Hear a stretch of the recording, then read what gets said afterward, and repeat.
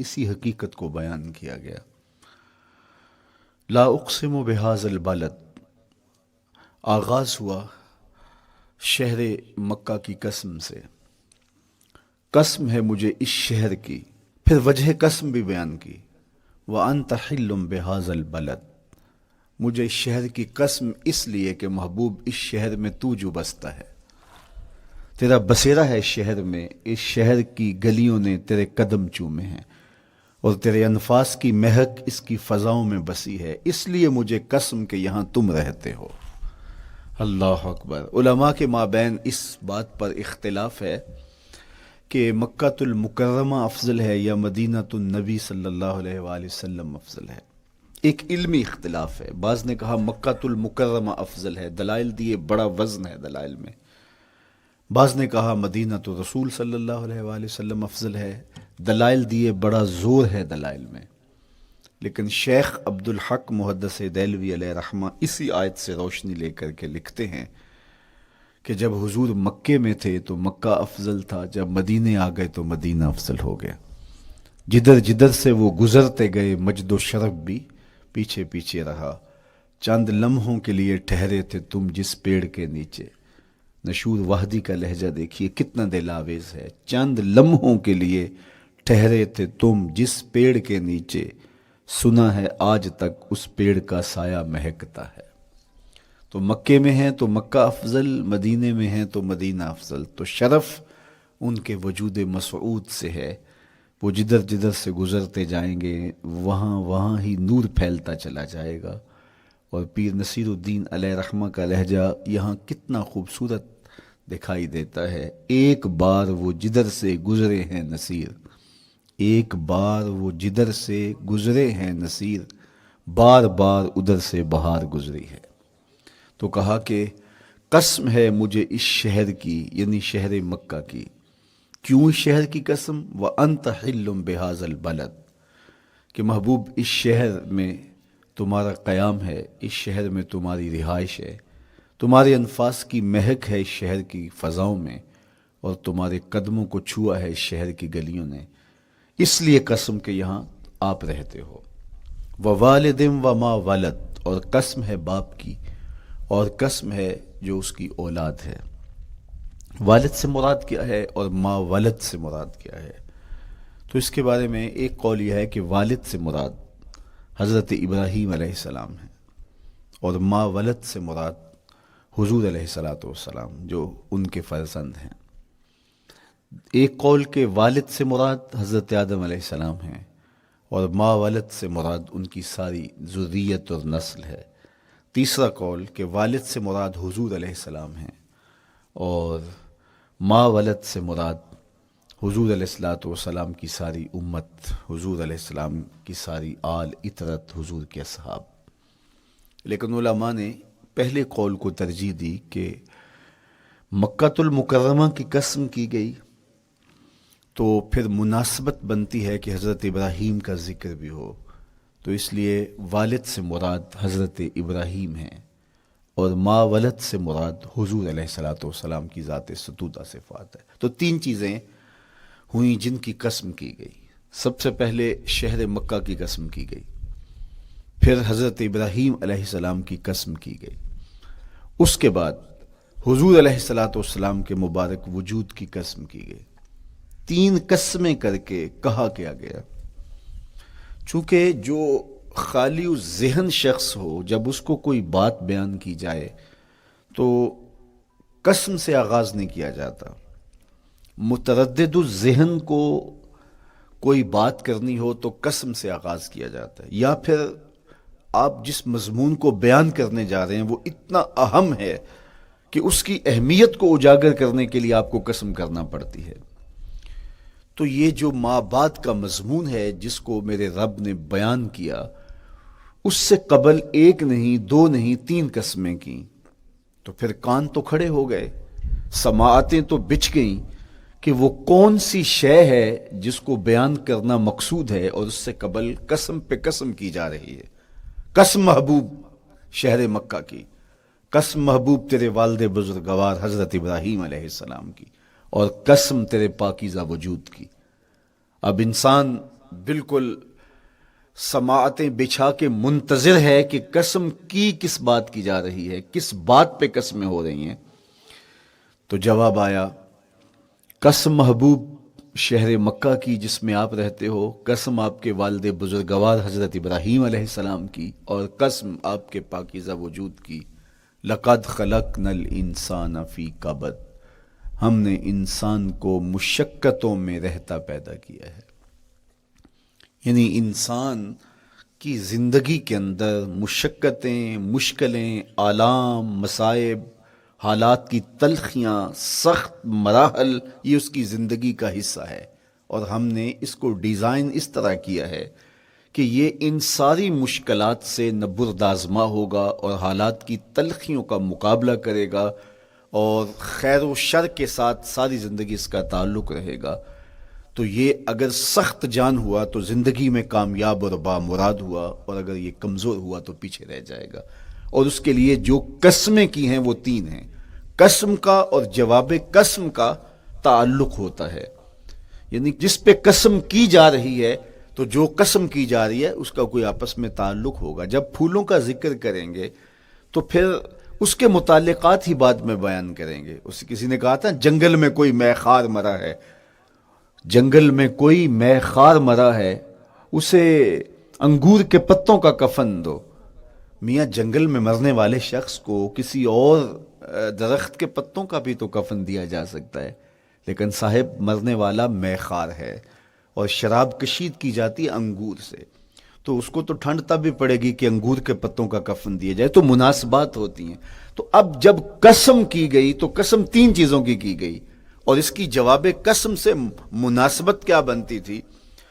انسان کو مشقتوں میں رہتا پیدا کیا گیا، حالات کی تلخیوں سے گزرتا ہے، سخت تربیتی مراحل سے اس کو گزرنا پڑتا ہے. تو اس چیز کو بیان کرنے سے قبل 3 قسمیں کی گئی. پہلی قسم میرے حضور کے پاکیزہ شہر کی، مکہ المکرمہ کی، اس لیے کہ مکہ المکرمہ میں دیکھ لیجئے کہ صحابہ اور حضور کے ماننے والوں نے کیسے تلخ زندگی کاٹی.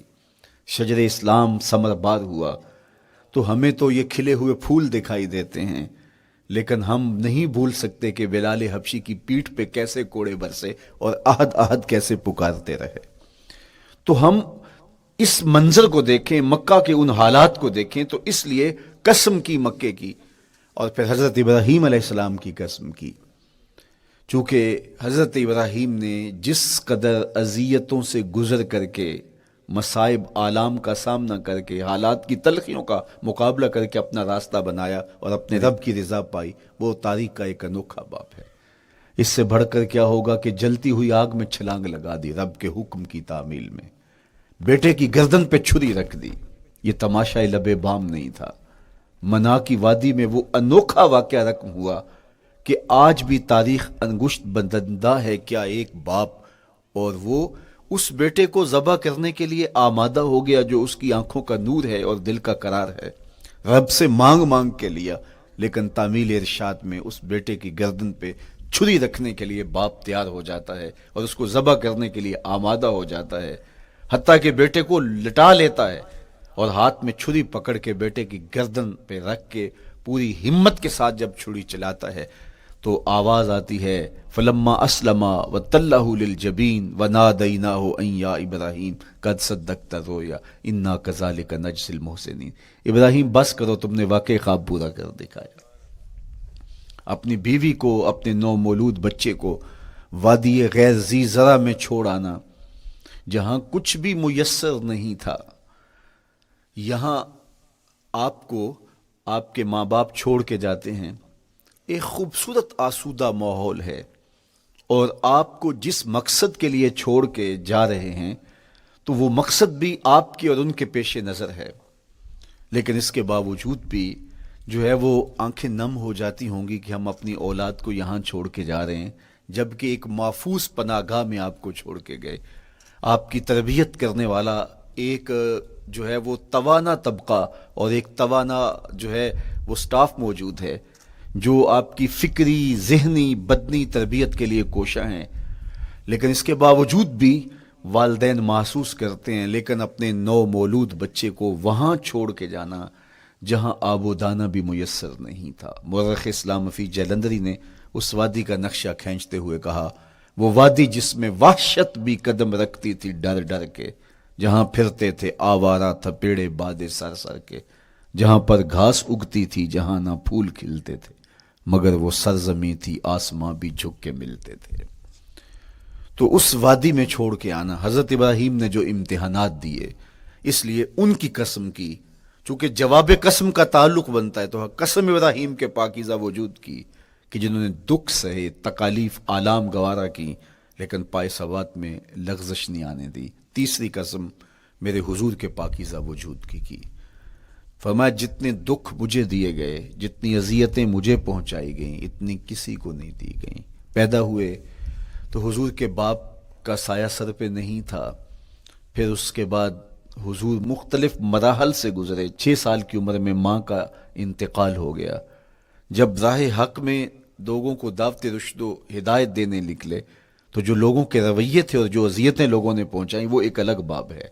مکے کی گلیوں سے لے کے طائف کے بازاروں تک جن اذیتوں سے میرے حضور گزرے، ام المومنین سیدہ عائشہ رضی اللہ تعالیٰ عنہ فرماتی ہیں، ایک دن حضور کی بارگاہ میں حاضری تھی تو ہم نے عرض کیا، حضور کیا احد کے دن سے سخت دن بھی زندگی میں کبھی گزرا ہے؟ صحابہ کی نظر میں اس دن سے سخت دن کبھی زندگی میں نہیں آیا، اس لیے کہ جب 70 صحابہ کی لاشیں پڑی تھیں، حضور کے چچا حضرت امیر حمزہ شہید کر دیے گئے، اور نہ صرف انہیں شہید کیا گیا، ان کا مسئلہ کیا گیا، اعضائے بدنیاں کاٹ دیے گئے، ناک کاٹ لی گئی، زبان کاٹ لی گئی، بدن چیر کے کلیجہ نکالا گیا، اور پھر ان اعضاء کا ہار پرویا گیا، اور ہندا نے گلے میں ڈال کے رقص کیا، آنکھوں میں نیزے چبھوئے گئے۔ تو یہ دردناک دن تھا۔ تو حضور کے سر انور پہ سفید رنگ کی پٹی بندھی تھی اور چشمان رحمت میں آنسو تھے، اور بار بار فرماتے تھے، ما فعل امی، میرے چچا کی کہانی سناؤ۔ تو یہ دردناک دن تھا جو صحابہ نے اپنی آنکھوں سے دیکھا۔ تو انہوں نے کہا، حضور کیا احد کے دن سے سخت دن بھی کبھی زندگی میں آیا؟ ان کا خیال تھا کہ حضور فرمائیں گے ہاں یہ میرا زندگی کا مشکل ترین اور سخت ترین دن تھا، لیکن حضور نے فرمایا، ہاں عائشہ، جب طائف کے بازاروں میں تیری قوم نے مجھے پتھر مارے تو یہ دن احد کے دن سے بھی سخت تھا۔ حضور ان کے 3 سرداروں کے پاس پیغام حق لے کے گئے، لیکن انہوں نے آگے سے جو رویہ اختیار کیا وہ اتنا اذیت ناک تھا۔ حضور نے فرمایا کہ ٹھیک ہے، میں تمہاری خیر خواہی کا جذبہ لے کے تمہارے تک پہنچا ہوں، تم نے میری دعوت کو قبول نہیں کیا، تمہاری مرضی، تمہارا مقسوم، چلو اب یہ بات میرے اور تمہارے درمیان رہنی چاہیے، اس بات کو راز رہنا چاہیے، اہل مکہ تک یہ بات نہ پہنچے۔ انہوں نے کہا، ہم کیوں راز رکھیں؟ بلکہ اوباشوں کے ہاتھ میں پتھر دے دیے، اور حضور جب واپس ہونے لگے تو وہ حضور کے پاؤں پہ سنگسنی کرتے، حضور اپنا ایک پاؤں اٹھاتے تو دوسرے پاؤں پہ مارتے، شدت درد اور احساس کرب سے حضور بیٹھ جاتے تو ان کے غنڈے دائیں بائیں سے بڑھتے اور کندھوں سے پکڑ کے حضور کو اٹھاتے اور مشق سنگزنی کرتے۔ نالین خون سے بھر گئے، لخت لخت زخمی ہوا۔ اللہ اکبر، کیا دردناک لمحے تھے، کیا تکلیف بری گھڑیاں تھی۔ تو کہا کہ جب طائف کے بازاروں میں تیری قوم نے مجھے پتھر مارے تو یہ دن احد کے دن سے بھی سخت تھا۔ اچھا، جب حضور پر اس طرح آلام و مصائب ٹوٹ پڑے تو حضور کے ساتھ جو صحابہ تھے انہوں نے کہا، حضور ان کے لیے بد دعا کر دیجئے۔ تو میرے حضور بولے، میں رحمت بن کے آیا ہوں، میں رحمت بن کے آیا ہوں۔ اللہ اکبر، ان کا تقاضا پہم بڑا تو حضور کے ہاتھ اٹھ گئے، اور پھر حضور نے جو کہا سنیے، اللہم اہد قومی فإنہم لا یعقلون، اے اللہ میری قوم کو ہدایت دے دے، یہ مجھے جانتے نہیں، اگر جانتے تو ان کا میرے ساتھ یہ رویہ نہ ہوتا۔ تو پتھروں کے جواب میں دعائیں دینا پیغمبروں کا حوصلہ ہوتا ہے۔ اللہ اکبر، مورخ اسلام فی جلندری نے کیا خوبصورت پیرائے میں نقشہ کھینچا کہ حضور ہاتھ اٹھا کے دعا مانگ رہے ہیں، الہی کرم کر کو سارے طائف کے مکینوں پر، الہی پھول برسا ان پتھروں والی زمینوں پر۔ تو حضور نے دکھ سہے، تکلیفیں سہی۔ اب 3 قسمیں کی، شہر مکہ کی قسم جہاں حضور کے صحابہ نے تکلیفیں سہی، اس شہر کی گلیوں میں انہیں گھسیٹا گیا اور ان کو کچی کھالوں میں لپیٹ کے دھونیاں دی گئیں، انہیں اذیت ناک مراحل سے گزارا گیا۔ حضرت ابراہیم مشکل سے مشکل زندگی کاٹی اور رب کی رضا جوئی کے لیے کوشاں رہے، اور میرے حضور نے سخت ترین اذیتوں، مقاومتوں، مخالفتوں اور تکلیفوں کا سامنا کیا۔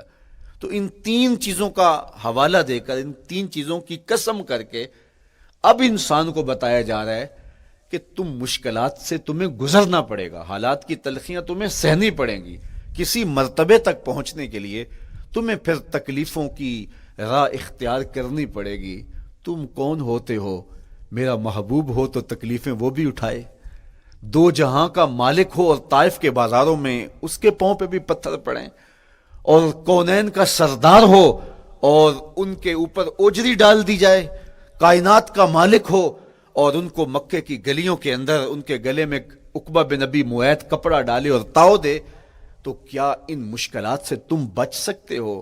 جب تم کسی منزل تک پہنچنا چاہتے ہو تو پھر یہ حوالے ماضی کے دیکھ لو، تین قسمیں کر کے اس حقیقت کو بیان کیا۔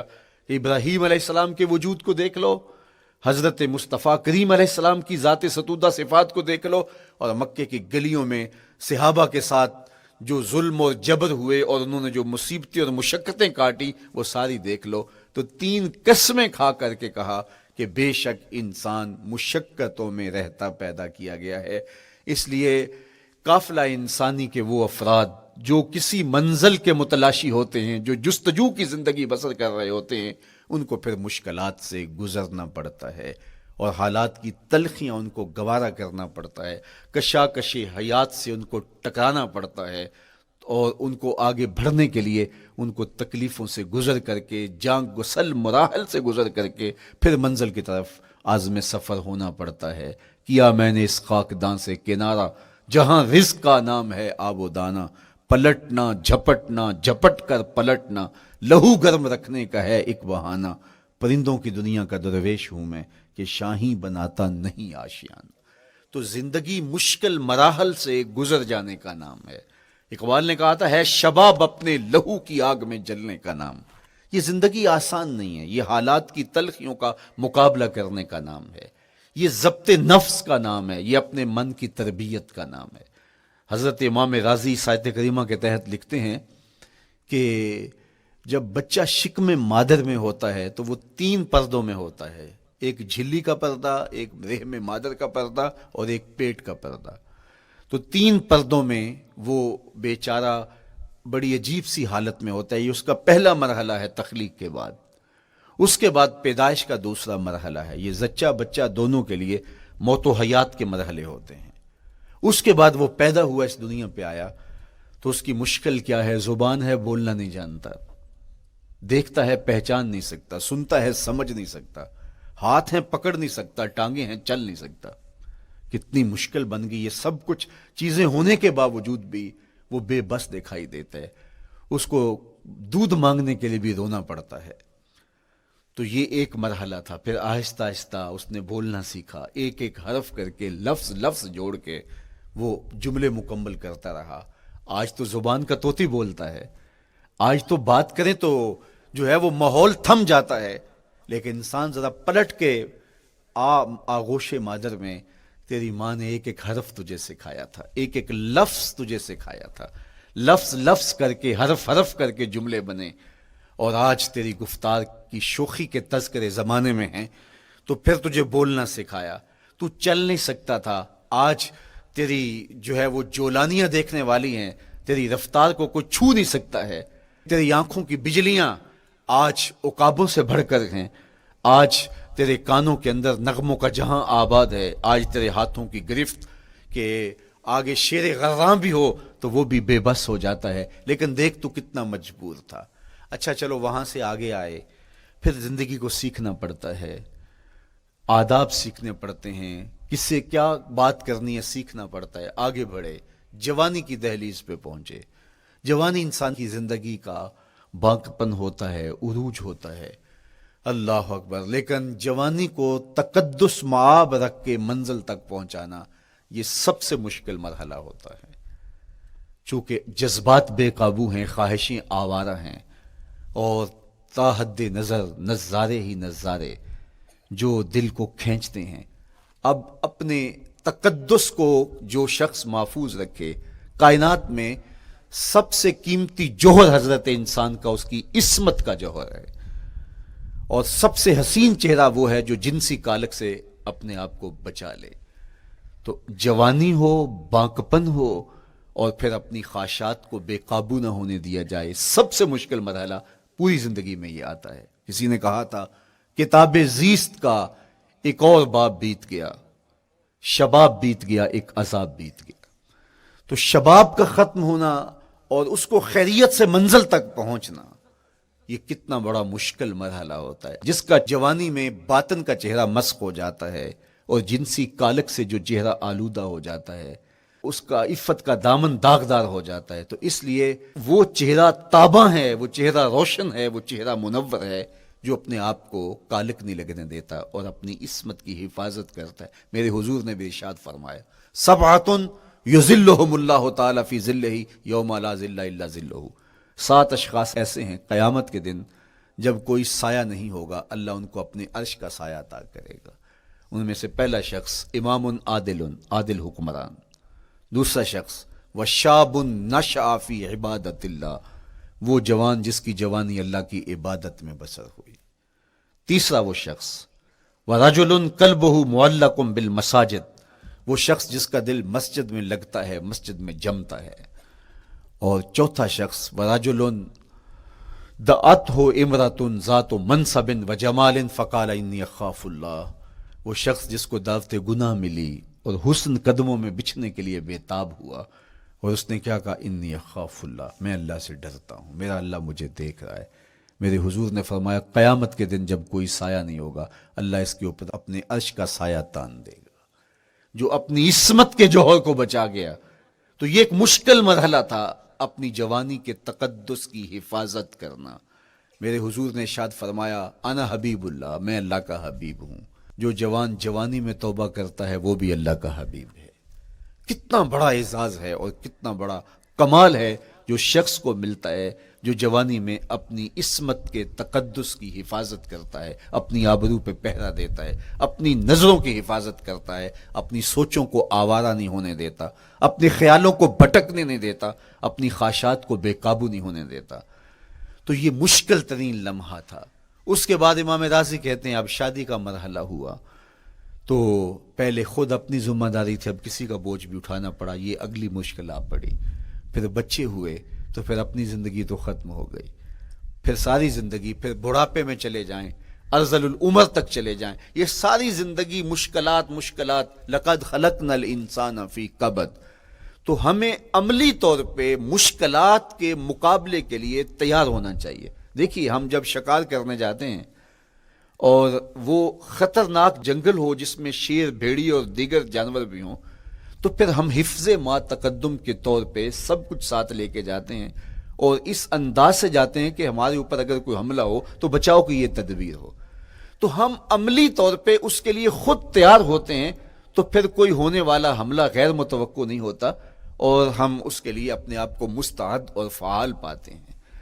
اسی طرح میں اور آپ اگر زندگی کے اس فلسفے سے آگاہ نہیں ہوں گے کہ زندگی مشکلات کا مجموعہ ہے، حالات کی تلخیاں ساری زندگی ہمارے ساتھ رہیں گی، تو کوئی بھی تکلیف، کوئی بھی اذیت، کوئی بھی ایسا واقعہ جو ہم نہیں چاہ رہے ہوں گے وہ روح پذیر ہوگا تو ہم گھبرا جائیں گے اور پھر اس وقت ہم دکھی ہو جائیں گے. اس لیے ہمیں یہ قرآن نے سکھایا ہے کہ تم عملی طور پہ زندگی کی سختیوں کا مقابلہ کرنے کے لیے آمادہ اور تیار ہو جاؤ. قرآن مجید میں جو صبر کا لفظ ہے اس کا مفہوم یہ ہے کہ حالات کی جو تلخیاں تمہارے اوپر آتی ہیں، وہ غربت بھی ہو سکتی ہے، وہ بیماری بھی ہو سکتی ہے، وہ لوگوں کی عداوت اور دشمنی بھی ہو سکتی ہے، وہ اور بہت ساری چیزیں ہوتی ہیں، وہ جنگوں کی حالت کا بپا ہو جانا اور تمہارا دشمنوں کے نرغے میں گر جانا، یہ سب کچھ ہو سکتا ہے.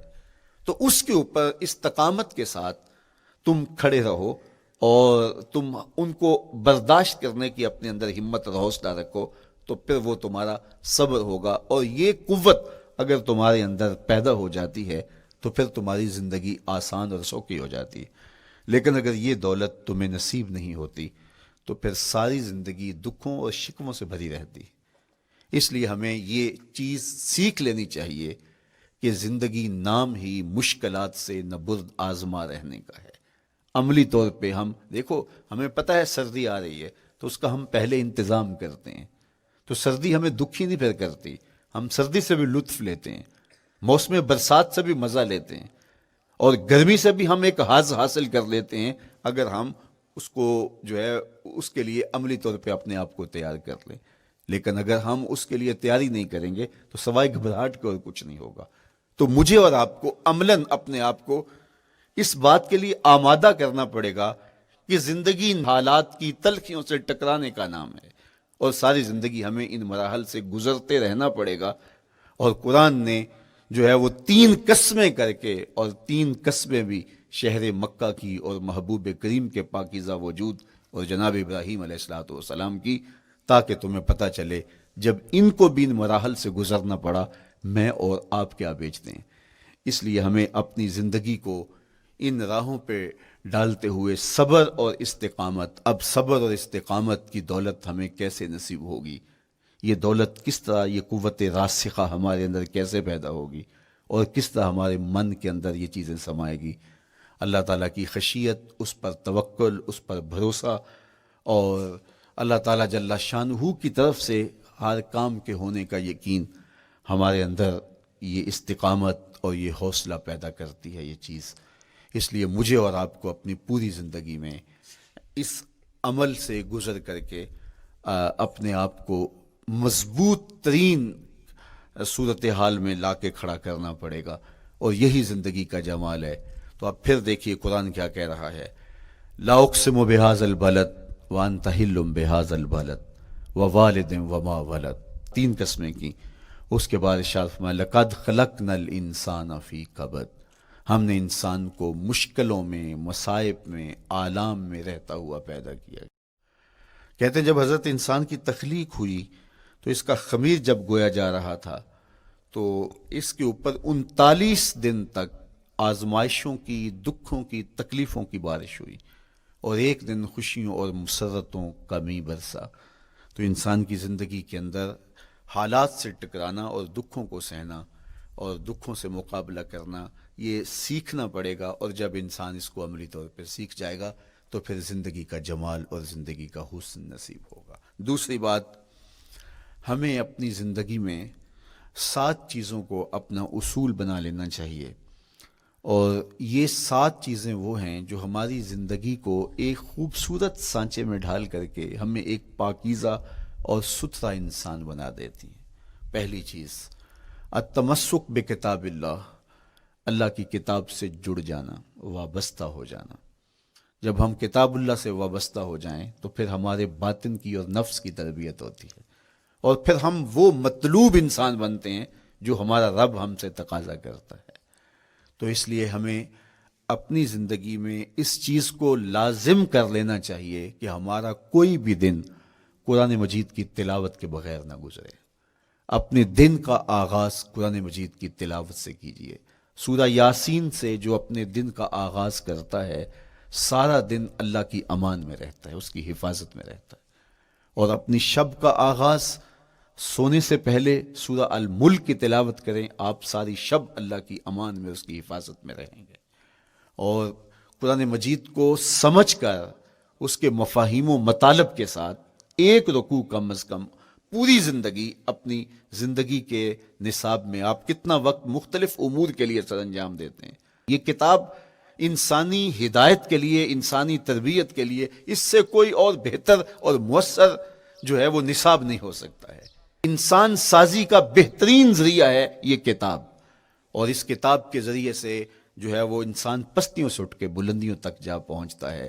اقبال نے تو کہا کہ گر تمی خواہی مسلمان زیستن، نیست ممکن جز بقرآن زیستن، اگر تو مسلمان بن کے جینا چاہتا ہے تو قرآن کے بغیر ایک قدم بھی نہیں چل سکتا۔ تو آگے چل کے اسی نظم میں کہا کہ فاش می گوئم آنکھ در دل مزمرست، این کتابیں نیست چیزیں دیگرست، اگر میں کھل کے بیان کر دوں جو میرے سینے میں چھپا ہے تو میں تجھے بتا دوں کھل کے یہ کتاب نہیں، یہ کوئی اور ہی شے ہے۔ کن لوگوں کو کہاں سے اٹھایا اور یہ کتاب کہاں تک لے گئی، جو باہمی جنگ و جدل میں الجھے ہوئے تھے اور حرف شناس بھی نہیں تھے، جو سواد آشنا بھی نہیں تھے، پھر انہوں نے جو ہے وہ روما کی سلطنت بھی الٹ کے رکھ دی. یہ کرشمہ تھا اس کتاب کا جس نے زندگی کا جمال ان کی روحوں کے اندر پیدا کر دیا. تو میں اور آپ اپنی زندگی میں قرآن مجید سے کبھی بھی دور نہ ہوں. روزانہ کی بنیاد پہ آپ تلاوت کلام مجید اپنی زندگی میں شامل رکھیں. انشاءاللہ اس کے اجالے دنیا میں اور آخرت میں آپ اپنی آنکھوں سے مشاہدہ کریں گے. حضرت امام احمد بن حنبل فرماتے ہیں میں نے رب سے کہا کہ مجھے اپنا قرب عطا کر. آواز آئی میرا قرب چاہتے ہو تو قرآن پڑھا کرو. یہ رب کی قربت کی بھی ضمانت ہے اور ضبط نفس اور باطن کی تربیت کا بھی ذریعہ ہے. اچھا دوسری بات والاقتداء بسنت رسول اللہ صلی اللہ علیہ وآلہ وسلم. ہمارے لیے بہترین نمونہ ہمارے حضور علیہ الصلوۃ والسلام کی زندگی ہے. حضور کے دیا ہوا نظام حیات ہے جس پر حضور نے خود عمل کر کے دکھایا. میرا عشق رسول میری محبت رسول اس بات کا تقاضا کرتی ہے کہ میں ان کے طریقہ حیات کے مطابق اپنی زندگی گزاروں. اسلام دعوے کی بات نہیں کرتا، دلیل ہم سے مانگتا ہے. آج میں کہتا ہوں میں عاشق رسول ہوں اور اتنا بڑا عاشق رسول ہوں کہ میرے جیسا زمانے میں دوسرا کوئی نہیں. میرے جذبات ایسے دکھائی دیتے ہیں آسمان کو چیر دوں گا اور زمین کو پھاڑ دوں گا، لیکن ہمسایوں کے ساتھ میرا سلوک بتاتا ہے کہ میں عاشق رسول نہیں ہوں. دوستوں کے ساتھ میرا رویہ بتاتا ہے کہ میں عاشق رسول نہیں ہوں. میں کسی سے وعدہ کرتا ہوں اور پھر اس پہ پورا نہیں اتر پاتا تو صاحب پھر آپ عاشق رسول نہیں ہیں، آپ کچھ اور ہیں. عشق رسول تو یہ ہے کہ میرے محبوب علیہ السلام نے کسی سے عہد کیا ہے کہ تمہارے آنے تک میں یہاں کھڑا ہوں، اور وہ جا کے بھول جاتا ہے اور میرے حضور 3 دن وہاں منتظر رہتے ہیں. وہ اچانک گزرا اور دیکھا تو حضور علیہ الصلوۃ والسلام کھڑے ہیں تو خود پریشان ہوا. صرف اتنی بات اسے کہی صاحب تو نے مجھے مشکل میں ڈال دیا، تو نے مجھے مشقت میں ڈال دیا. عہد کیا ہے تو پھر اس کی پاسداری نبھا کے دکھائی. اللہ اکبر. میں اگر حضور سے محبت کرنے والا ہوں تو میرا رویہ بتائے کہ میں عاشق رسول ہوں. میری زبان پہ جھوٹ نہیں بول سکتی. آپ سے پوچھا گیا کہ مومن بزدلی کر سکتا ہے؟ کہا نہیں، بہادر ہوتا ہے. لیکن ہو سکتا ہے کبھی اس سے بزدلی سرزد بھی ہو جائے. پھر پوچھا گیا کہ مومن بخیل ہو سکتا ہے؟ کہا نہیں، سخی ہوتا ہے. لیکن ہو سکتا ہے کبھی اس سے بخل بھی سرزد ہو جائے. پھر تیسرا سوال حضور سے کیا گیا مومن جھوٹا ہو سکتا ہے؟ فرمایا جھوٹا نہیں ہو سکتا. یہ پکی بات ہے کہ مومن جھوٹ نہیں بول سکتا. میں اور آپ اپنے رویوں میں دیکھیں کہ ہم کھڑے کہاں ہیں. آج ہم ان جگہوں پہ بھی جھوٹ بولتے ہیں جہاں جھوٹ بولنا ہماری مجبوری بھی نہیں ہوتی، چونکہ یہ ہماری فطرت ثانیہ اور عادت بن چکا ہے اور ہم اس کو برا ہی نہیں سمجھتے. جبکہ جھوٹ جب کوئی شخص بولتا ہے حدیث پاک میں آتا ہے اس کے منہ سے بدبو نکلتی ہے، رحمت کے فرشتے 1 میل دور ہٹ جاتے ہیں اس سے. اور سویر سے شام تک جب ہمارے معمولات یہ ہوں تو پھر ہم کہاں کھڑے ہیں اور رحمت کے فرشتے کہاں کھڑے ہیں؟ تو حضور علیہ الصلوۃ والسلام کی سنت کا اتباع حضور کی محبت کی دلیل ہوگی. امام قرطبی نے لکھا ہے اللہ کی محبت کا کوئی دعویٰ کرے تو کیا دلیل ہوگی کہ یہ واقعی محب الہی ہے؟ تو کہا اللہ سے محبت کا دعویٰ کرنے والے کے لیے دلیل یہ ہے کہ وہ قرآن سے پیار کرے. قرآن سے پیار اور قرآن سے محبت کی دلیل یہ ہے کہ حضور کا پیار سینے میں رکھے. حضور سے محبت کی دلیل یہ ہے کہ سنت رسول سے پیار کرنے والا ہو، اور سنت رسول سے پیار کرنے کی دلیل یہ ہے کہ بدعات سے اجتناب کرنے والا ہو. ہر وہ طریقہ جو میرے حضور نے نہیں دیا اس کو اختیار نہ کرے، اس طریقے کو اختیار کرے جو حضور علیہ الصلوۃ والسلام کا عطا کرتا ہے. تیسری بات عقل الحلال. یہ وہ بنیادی اصول ہیں جو ہماری زندگیوں میں اتر جانے چاہیے اور ہم ایک صالح اور خوبصورت انسان بن کے اس معاشرے کا حصہ بن سکتے ہیں. عقل حلال زندگی میں شامل ہو تو زندگی کو جمال نصیب ہوتا ہے اور باطن اور ظاہر کو طمانینت نصیب ہوتی ہے. اگر رزق پاک نہیں ہے تو آپ کعبے بھی جائیں تو وہاں بھی آپ محروم پلٹیں گے. میرے حضور علیہ الصلوۃ والسلام نے فرمایا ایک بندہ لمبا سفر کر کے گیا، اشعث اغبر کے لفظ ہیں کہ اس کے بال بکھرے ہوئے ہیں، سفر کی گرد پڑی ہوئی ہے اور لباس بھی پھٹا ہوا ہے، شکستہ حالت، پراگندہ صورت، اور کھڑا ہے کعبۃ اللہ کے سامنے. یمد یدیہ، دونوں ہاتھ لمبے کر کر کے دعا مانگ رہا ہے اور کیا کہتا ہے؟ اے اللہ ومطعمہ حرام ومشربہ حرام وملبسہ حرام وغذی بالحرام. فرمایا اس کا کھانا حرام کا ہے، اس کا پینا حرام کا ہے، اس نے جو لباس پہنا ہے وہ حرام کا ہے۔ میرے حضور فرماتے ہیں بتاؤ اس کی دعا کیسے قبول ہوگی؟ اب لمبا سفر کاٹ کے حرم کعبہ میں پہنچے، غلاف کو پکڑ پکڑ کے دعائیں کر رہا ہے، لمبے لمبے ہاتھ کر کے دعائیں مانگ رہا ہے، ملتزم سے لپٹا ہوا ہے، حتیم میں سجدہ ریز ہو کے رو رو کے دعائیں مانگ رہا ہے، لیکن دعا قبول نہیں ہوتی۔ کیوں؟ اس لیے کہ اس کے پیٹ میں لقمہ حرام کا ہے، اس کے بدن پہ لباس حرام کا ہے۔ تو اسلام نے جتنا زور حلال کمانے، حلال کھانے اور حلال اختیار کرنے پر دیا ہے، تو ایک مومن اگر اسلام کے مبادیات سے بھی آگاہ ہو تو اس کی تو زندگی کے اندر جو ہے وہ حرام گھس ہی نہیں سکتا ہے، بلکہ وہ مشکوک سے بھی اجتناب کرے۔ چوتھی چیز، کف الاذی، اپنے آپ کو ایسا بناؤ کہ تمہارے وجود سے کسی کو ضرر اور تکلیف نہ پہنچے۔ ہمارا اسلام تو ہمیں یہ بتاتا ہے کہ تم پیاز یا لہسن کھا کے مسجد میں نہ جاؤ کہ تمہارے منہ سے جو سمیل آتی ہے اس سے کسی کو تکلیف نہ پہنچے۔ تو یہ اسلام کی دی ہوئی تعلیمات ہیں کہ مسجد میں بھی جانا ہے تو اپنے آپ کو دیکھو کہ تمہاری حالت کیا ہے، تمہاری وجہ سے کسی کو تکلیف نہ پہنچے، تمہارے رویے اتنے خوبصورت ہوں، تمہارے ہمسائے بتائیں کہ یہ واقعی مسلمان ہے۔ مسلمان کی تعریف کی گئی، المسلم من سلم المسلمون من لسانہ و یدہ۔ مسلمان کون ہے؟ جس کے ہاتھ سے، جس کی زبان سے دوسرا مسلمان بھائی محفوظ ہے، تو وہ مسلمان ہے۔ اللہ اکبر۔ ہم یہ جو کہتے ہیں السلام علیکم، اس کو کہتے ہیں تحیت المسلم، مسلمان کا تحیت۔ تو اس میں اس کے معنی پہ غور کریں تو ہم اس کو ضمانت دے رہے ہوتے ہیں، السلام علیکم، تیرے اوپر سلامتی ہو۔ تو ہم اپنی جانب سے اسے ضمانت دیتے ہیں، میرے بھائی میری طرف سے تیری عزت، تیری جان، تیری آبرو سلامت ہے، اب میری جانب سے تو پریشان نہیں ہونا، میں تجھے سلامتی کی ضمانت دیتا ہوں۔ اور وہ آگے سے کیا کہتا ہے؟ وعلیکم السلام، میرے بھائی پھر میری جانب سے بھی تیرا سب کچھ محفوظ ہے۔ اگر سلام کا مفہوم اچھی طرح ہماری روحوں میں اتر جائے تو پھر ایسا ہو نہیں سکتا کہ ہم جس کو السلام علیکم کہہ دیں پھر اس سے ہم دھوکہ کریں یا اس کی آبرو پہ حملہ آور ہوں یا اس کے مال پہ حملہ آور ہو جب السلام علیکم کہہ دیا۔ چونکہ جو ہمیں لفظ بولنے کے لیے کہا گئے ہیں اس کے پیچھے فلسفہ ہے لفظوں کا۔ یہ پھول ہیں، ان کو دیکھ کر سبحان اللہ کہنے کا کہا گیا ہے، پہاڑوں کو دیکھ کے اللہ اکبر کہنے کا کہا گیا ہے۔ پہاڑوں کو دیکھ کے سبحان اللہ کہہ دیں اور پھولوں کو دیکھ کے اللہ اکبر کہہ دیں، ایسا کیوں نہیں کہہ دیتے؟ لیکن نہیں، اس لیے کہ جب پہاڑوں کو دیکھتے ہیں تو دل میں ان کی ہیبت پیدا ہوتی ہے۔ اتنے بڑے پہاڑ، سمندر کو دیکھتے ہیں تو اس کی ہیبت پیدا ہوتی ہے، اتنا بڑا سمندر تا حد نظر پھیلا ہوا، تو جب اس کی بڑائی پیدا ہونے لگتی ہے تو فوراً پلٹایا گیا اللہ کی بڑائی کی طرف اور کہا بول اللہ اکبر، یہ نہیں میرا اللہ بڑا ہے۔ اور پھول کو جب دیکھا تو اس کی لطافت کی طرف الجھنے لگے، کتنا خوبصورت ہے، درزوں میں کیسے خوشبو بسی ہوئی ہے، کیسے رنگ ہیں، کیسے جمال ہیں۔ اللہ اکبر۔ وہ کیا کسی نے کہا تھا نا کہ درزوں کی لطافت میں خوشبو نے اماں پائی، گل چیرنے والے نے کس شان سے چیرا ہے۔ تو کیا کمال ہے یار، کیا پتیاں ہیں، کیا رنگ ہے، کیا خوبصورتی ہے، کیا لطافت ہے۔ الجھنے لگے، کہا بول سبحان اللہ، یہ کیا ہے جس نے رنگ بھرے ہیں وہ پاک ہے۔ تو تیرا دل الجھ نہ جائے تو جو ہم بولتے ہیں لفظ جہاں بھی بولتے ہیں اس کے پیچھے ایک فلسفہ ہوتا ہے۔ السلام علیکم یہ تحیت المسلم ہے۔ جب ہم کسی کو کہتے ہیں السلام علیکم تو اس کو ہم نے ضمانت دے دی، بس بات ختم، اب جو ہے وہ میری جانب سے تو محفوظ ہے۔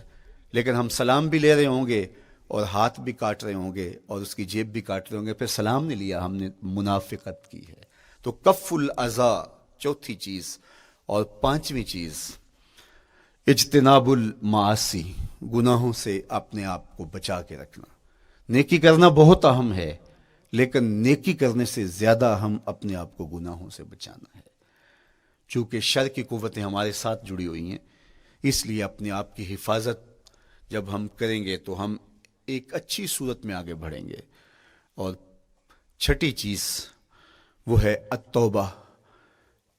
توبہ تسلسل کے ساتھ کرتے رہیے۔ یہ تصور کہ بڑھاپے میں توبہ کریں گے، یہ تصور کہاں سے آیا؟ یا ہمارے ہاں آج کل یہ کلچر پیدا ہوا ہے کہ لیلۃ القدر یا شبرات کے دن سارے جڑ کے توبہ کرنے بیٹھ جاتے ہیں اور پورا سال اپنی مرضی کی زندگی گزارتے ہیں۔ ایسا نہیں ہے۔ میرے حضور کے دامن پہ ایک بھی گناہ کا دھبا نہیں تھا۔ ہم نبیوں کی عصمت کے قائل ہیں، کسی نبی پر کوئی گناہ کا دھبا نہیں ہوتا۔ اگر اس امکان کو بھی تسلیم کر لیا جائے تو ساری شریعت مشکوک ہو جاتی ہے۔ لیکن اس کے باوجود حضور فرمایا میں دن میں اللہ سے 100 بار توبہ کرتا ہوں، ایک دن میں 100 مرتبہ توبہ کرتا ہوں۔ میں اور آپ دیکھیں کہ ہم کیا اس معمول کو اپنی زندگی میں شامل کیے ہوئے ہیں۔ جب انسان توبہ کرتا ہے، جب غسل کر لیتا ہے نا ایک دفعہ، تو پھر وہ بچ بچ کے چلتا ہے کہ کوئی گر دوبارہ پڑ نہ جائے، اور جب وہ لتھڑا ہوا ہو تو پھر اس کو پرواہ بھی نہیں ہوتی۔ اس لیے ہمیں بار بار غسل کرنے کی، بار بار توبہ کرنے کی تلقین کی گئی ہے، تاکہ ہم پھر نئے گناہوں سے بچتے رہیں گے۔ تو اپنی زندگی میں توبہ کا تسلسل کیجئے، شام سویرے صبح بار بار اللہ سے توبہ کی اور رجوع کیجئے۔ اور آخری چیز ادا الحقوق، حقوق کا ادا کرنا۔ ہمارے ذمے جو حقوق عائد ہوتے ہیں وہ ہمارے والدین کے ہیں، وہ ہمارے بہن بھائیوں کے ہیں، وہ ہمارے دوستوں کے ہیں، ہمسایوں کے ہیں، ہمارے اساتذہ کے ہیں، کلاس فیلوز کے ہیں۔ وہ حقوق حتیٰ کہ جانوروں کی کیوں نہ ہوں، تو ان حقوق کو ہم ادا کرنے والے، دستبردار نہیں ہو سکتے ہم ان حقوق سے۔ یہ مومن کی زندگی ہے، یہ ہمارا نظم حیات ہے، یہ اسلام کا دیا ہوا منشور ہے، یہ طریقہ زندگی ہے کہ ہم ایک ایک کے حق کو ادا کرتے ہوئے اپنی زندگی کو بسر کریں۔ بالخصوص میں طلباء سے مخاطب ہوں کہ یہ عمر تربیتی اعتبار سے سب سے اہم عمر ہے۔ سیدنا علی المرتضیٰ رضی اللہ تعالیٰ عنہ فرماتے ہیں کہ 15 سال سے لے کر کے 20 سال تک کی عمر میں انسان کے نظریات پختہ ہوتے ہیں اور اس کی عادتیں جمتی ہیں۔ یہ دوسرے کہتے ہیں 13 سے 19 سال تک کی عمر، وہ کہتے ہیں یہ بڑی اہمیت کی حامل ہے۔ تو 13 سے 19 سال یا 15 سے 20 سال تک کی عمر، بعض کا تو ہوتا ہے کہ ابھی بچے ہیں، ماں باپ بھی سستی کرتے ہیں کہ ان کو تہجد کا عادی اب کیوں بنائیں، ابھی تو یہ بچے ہیں، ان کو ان چیزوں سے، چھوٹی چھوٹی چیزوں کا عادی اب کیوں بنائیں، جب بڑے ہوں گے، سمجھدار ہوں گے، ذمہ داریوں کا بوجھ آئے گا، سب کچھ کر لیں گے۔ تو پھر اس وقت کرنا مشکل ہوتا ہے، پھر کر نہیں پاتا بندہ۔ تو جو سیکھنا ہے، جو عادتیں پختہ کرنی ہے، وہ اسی زندگی میں ہوتی ہیں۔ تو یہ آپ کا ایک موقع ہے، آپ کا کوئی ایک ماحول فراہم ہوا ہے۔ آپ کے ہمسائے آپ کے کلاس فیلوز ہیں جو آپ کے ساتھ کمرے میں رہ رہے ہیں۔ ہمسائیگی کے حقوق ادا کرنے کا جو انداز ہے وہ یہاں ہی سیکھیے اور اپنے اندر اس کو متحقق کیجیے اور پختہ کیجیے۔ اسی طرح اپنے گفتگو کے لہجوں میں شائستگی، اپنے انداز کے اندر خوبصورتی اور اپنے رویوں کے اندر جمال پیدا کرنے کی کوشش کریں۔ اپنے آپ کو مؤثر بنائیں اور شریعت کے بتائے ہوئے اصول اور ضابطوں کے مطابق آپ جب زندگی کے چند دن گزار لیں گے، پھر زندگی گزارنے کا نشہ آنے لگ جائے گا۔ چونکہ جب ہم اپنی خواہش کی زندگی گزارتے ہیں تو پھر ہم خود بے چین اور مضطرب ہوتے ہیں، اس لیے کہ ہمیں اس طرح زندگی گزارنی چاہیے جس طرح ہمارے رب نے ہمیں بتایا ہے۔ آپ کوئی بھی مشین خریدتے ہیں، کوئی بھی چیز لیتے ہیں تو اس کے ساتھ چھوٹی سی بک دیتے ہیں، آپ کو اس کا طریقہ استعمال بتاتے ہیں کہ اس کو یوں استعمال کرو گے تو دیر پا اس کے فوائد حاصل کرو گے۔ اگر یہ مائک ہم اس طرح استعمال نہیں کرتے، اپنی خواہش سے استعمال کریں گے، تو پھر نتیجہ کیا ہوگا کہ تھوڑے دنوں کے بعد جو ہے وہ خرابی کی طرف سلسلہ چلے گا۔ اس طرح یہ وجود جس پاکیزہ ذات نے بنایا ہے، اس نے ہمیں بتایا ہے کہ اس کو استعمال کیسے کرنا ہے اور اس زندگی کو کیسے گزارنا ہے۔ اور پھر انسان کو ایک ماڈل اور نمونہ بھی چاہیے، تو کہا نمونہ دیکھنا ہے تو محمد عربی کی ذات دیکھ لو، ادھر دیکھتے جاؤ اور زندگی گزارتے جاؤ، دیکھنا تمہاری زندگی کتنی خوبصورت اور کتنی پروقار گزرتی ہے۔ اللہ آپ کو دنیا آخرت کی برکتیں دے، اپنی پناہوں اور اپنی امان اور اپنی حفاظتوں کا حصار دے، اور آنے والا کل اللہ بہتر فرمائے، میرے وطن کی خیر کرے، میرے ملک کو امن کے اجالے دے، یہاں دہشت گردی کے سلگتے الاؤ ٹھنڈے کر کے امن کی بہاریں پیدا کر دے۔ کی محمد سے وفا تو نے تو ہم تیرے ہیں، یہ جہاں چیز ہے کیا لوح و قلم تیرے ہیں۔ وآخر دعوانا ان الحمدللہ۔